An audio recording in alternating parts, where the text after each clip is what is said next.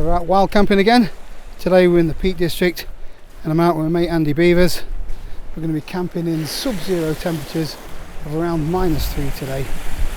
So I thought I'd go through some of my gear choices and tell you why I've picked it for this particular trip.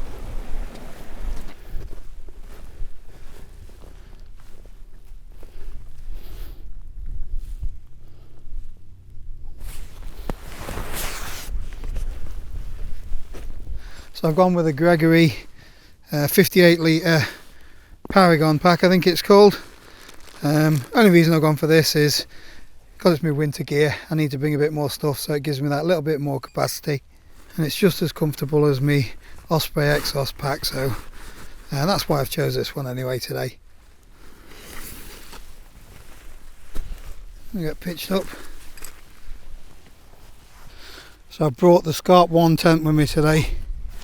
It's a 4-season tent, so we are going to be down to -3 degrees Celsius, so should be the perfect shelter for the job. So that's the tent all set up.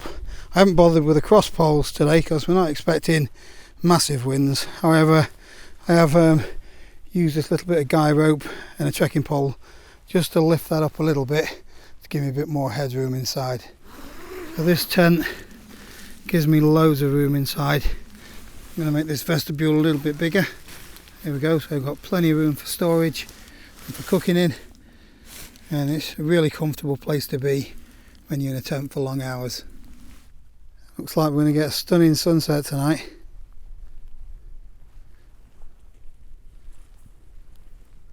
So this is Andy's new Duo Mid. That is like a palace. You could get 3 close mates in there, couldn't you? Oh yeah.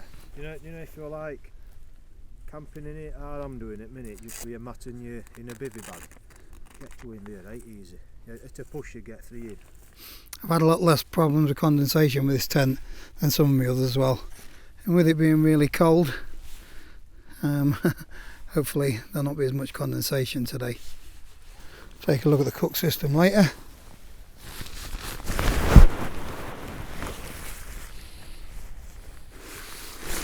So I've got the Thermarest X-Therm again. This is now my go-to sleeping pad. It is a brilliant bit of kit.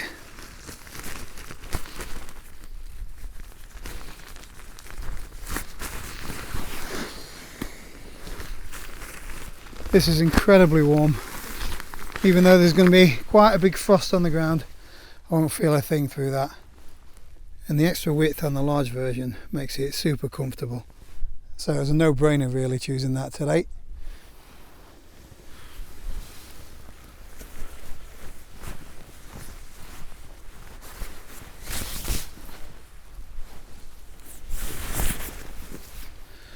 So I bought this quilt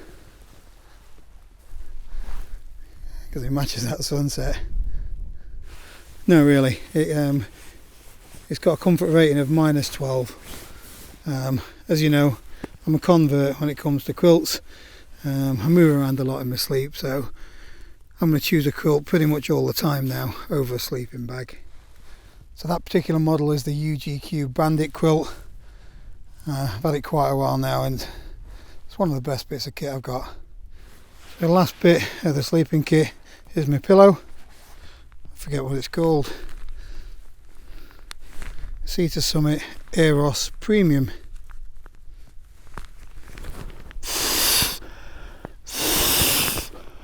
So I got this particular one because it fits really well with my Cedar Summit Everlight sleeping pad, but it's a pretty comfortable pillow, so I'm going to use it to complete my sleep kit. And colours are amazing, aren't they?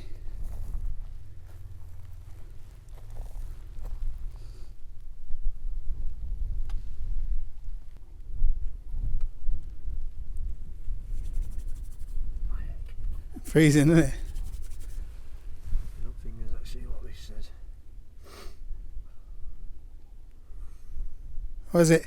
What I guess? -1? -2.5. -2.5. When I got like Looks like someone might be in a little bit of bother. We've had the rescue helicopter circling for the last 5 or 10 minutes. Hopefully there's nobody badly hurt.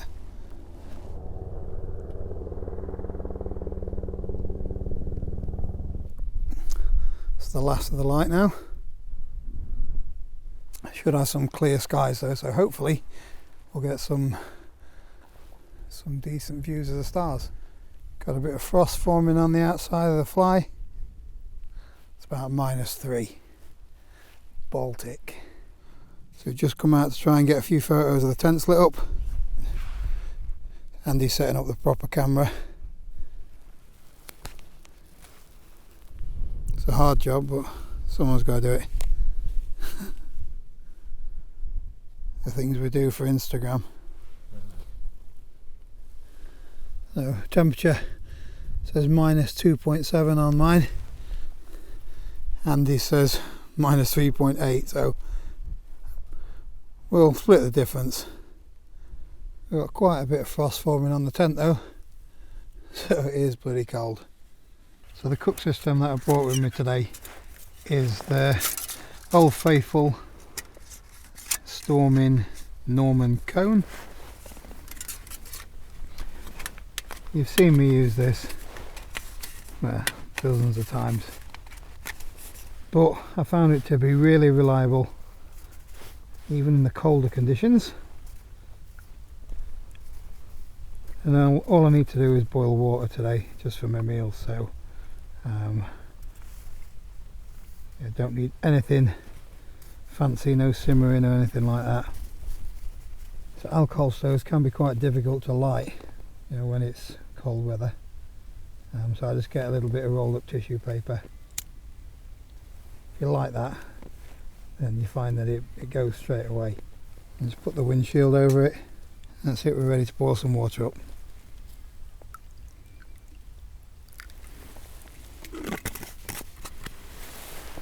Might take a little while though, because you can see it's already started to freeze.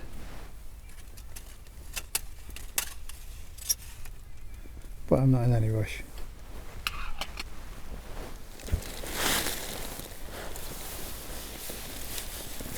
So this setup's really lightweight and it also packs down really small. So it's a perfect setup if you just want to boil. Spoilt for choice for snap today. Chicken curry or chicken fajita with rice. I think I'll go for that one.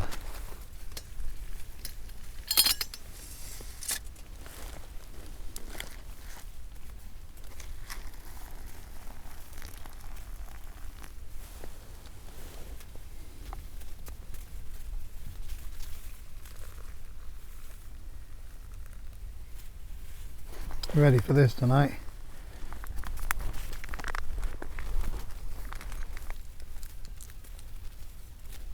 This stove's also, you know, non-spill, so if I flip that over you wouldn't get alcohol spread all over the place. So it's safer than having a Trangia full of fuel.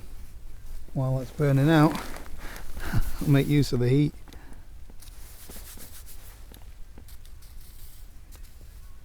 Although it's not doing anything for the ice forming on the inside of the fly.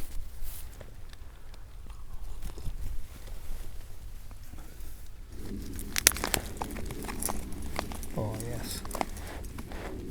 Look at all the veg in there. These are some of the better ones when it comes to the dehydrated meals. Really tasty this one is. So I just had a brew, all wrapped up. About time to get my head down. In the morning I'll go through some of the bits of clothing that I brought with me on this trip.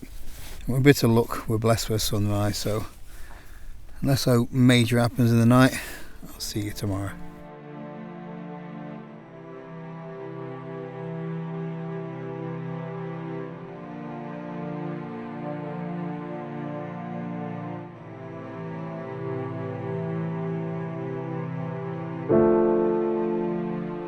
I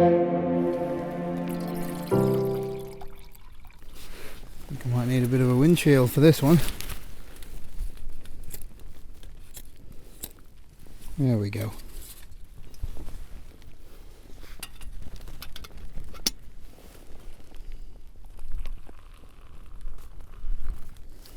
glad to be out that cold. But when I'm just sat about camper, I like to bring a down jacket with me. With it being winter, I brought the bigger one, which is the Decathlon 4-class down jacket, I think it's called. I think these are 99 quid at the moment, but I got mine in the sale for 50, so I'm well chuffed for that. I have got the smaller version as well, the 4-class 500. Packs down really small. I've had it years and it still works a treat, apart from a couple of holes that Reggie's put in it now. But yeah, definitely recommend the Decathlon jackets.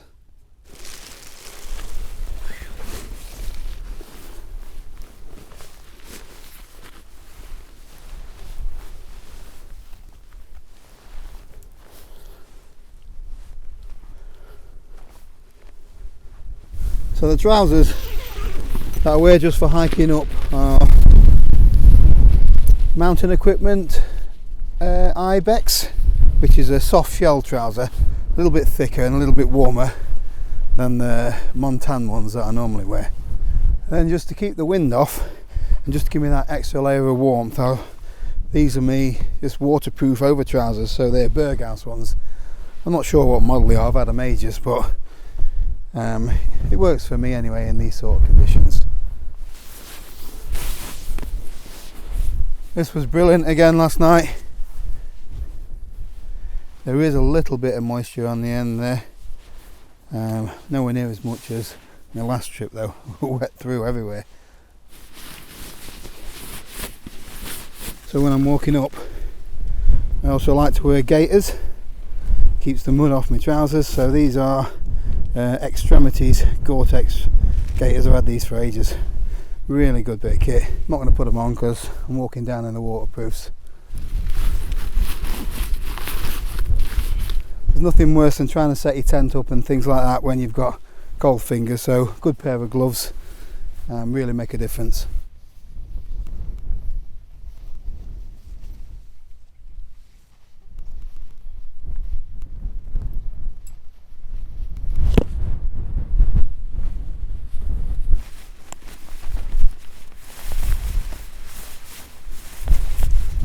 Just a tent to pack away, and then I'll tell you about my buffalo shirt.